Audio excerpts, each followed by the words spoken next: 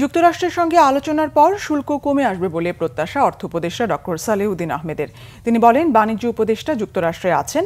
বুধবার দুই দেশের মধ্যে আলোচনা ফলপ্রসূ হবে বলে আশা সালেউদ্দিন আহমেদের। এদিকে বাণিজ্য সচিব মাহবুবুর রহমান জানিয়েছেন, সরকারিভাবে খাদ্যপণ্য ও অস্ত্র কেনার ক্ষেত্রে যুক্তরাষ্ট্র গুরুত্ব পাবে। সচিবালয়ে অর্থনৈতিক বিষয় ও সরকারি ক্রয় সংক্রান্ত উপদেষ্টা পরিষদ কমিটির সভা শেষে এসব তথ্য জানান তারা। রিপোর্ট রিশান নাসরুল্লাহর। সরকারের তথ্য বলছে, মার্কিন যুক্তরাষ্ট্রের সাথে বাংলাদেশের বাণিজ্য ঘাটতি প্রায় $5 বিলিয়ন। অন্যদিকে ভিয়েতনামের সাথে যুক্তরাষ্ট্রের ঘাটতির পরিমাণ $125 বিলিয়ন। অর্থ উপদেষ্টা সালেউদ্দিন আহমেদ বললেন, এত কম বাণিজ্য ঘাটতিতে বাংলাদেশের জন্য বেশি শুল্কের বিষয়টি হতাশাজনক। জানান, 1-to-1 নেগোসিয়েশনের জন্য ইউএসটিআর এর সঙ্গে কথা বলছে বাংলাদেশ।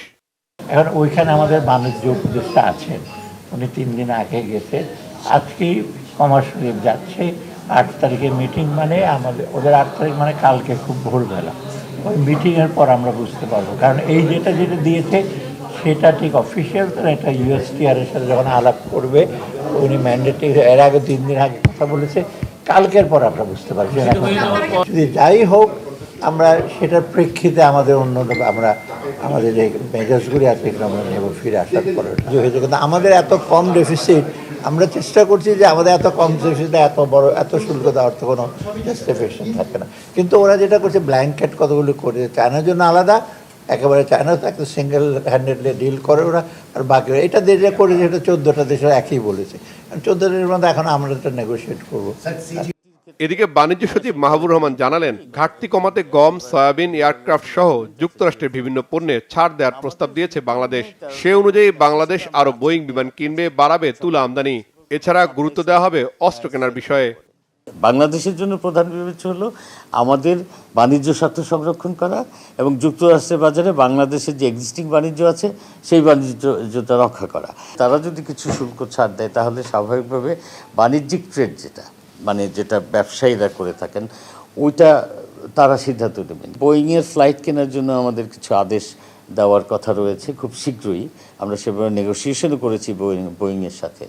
এছাড়া তুলা আমদানিকে আমরা প্রমোট করব। সেটা করার জন্য তুলার উপর আপনারা জানেন যে এমনিতেই শূন্য শুল্ক, কিন্তু সেখানে আমেরিকান তুলা আমদানি যাতে বেশি হয় সেজন্য আমরা কিছু ফ্যাসিলিটি এখানে তৈরি করে দিব। এটা গেল তুলার ক্ষেত্র। সরকারি খাতে যে সমস্ত ফুড গ্রেন কেনা হয় সেক্ষেত্রে আমরা আমেরিকাকে একটু প্রাধান্য দিব। তো এভাবে আমরা আসলে আমেরিকান ট্রেডটা বাড়াবো। আর আপনারা জানেন যে আমাদের মিলিটারি ইকুইপমেন্টেরও একটা বড় অংশ আসলে আমেরিকা থেকে প্রকিউর করা হয়। সে সমস্ত ক্ষেত্রটাও আমরা বিবেচনায় নিচ্ছি। বাণিজ্য সচিব বলেন, যুক্তরাষ্ট্র শুল্ক না কমালে কোনো ক্ষেত্রে কিছুটা প্রভাব পড়বে, তাই বিকল্প বাজার খুঁজছে বাংলাদেশ। জানান, বর্তমান প্রেক্ষাপটে যুক্তরাষ্ট্রের সঙ্গে যৌথভাবে কাজ করাকে সরকার ইতিবাচকভাবে দেখছে। রিশান নাসরুল্লাহ, বাংলা ভিশন, ঢাকা।